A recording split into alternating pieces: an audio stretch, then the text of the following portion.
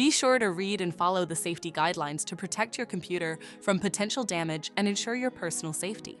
For more information about safety guidelines, see the owner's manual at dell.com/support.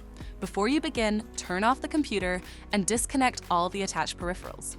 Before proceeding, ensure your computer is in service mode. To enter service mode, press and hold the B key on the keyboard and then press the power button. Now, the computer will boot up and the owner tag information is displayed on the screen. Press any key to proceed.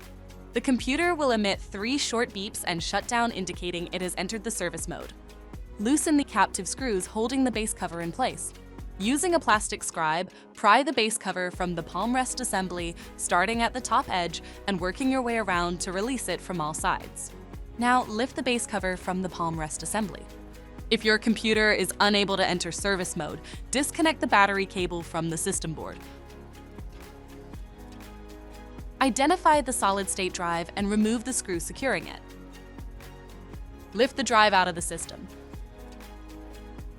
To reinstall the solid-state drive 2280, place it back in the system and tighten the screw to secure it.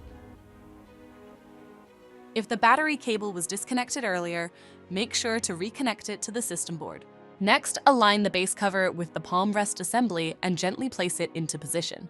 Tighten all required screws to secure the base cover in place. To exit service mode, connect the AC adapter and press the power button.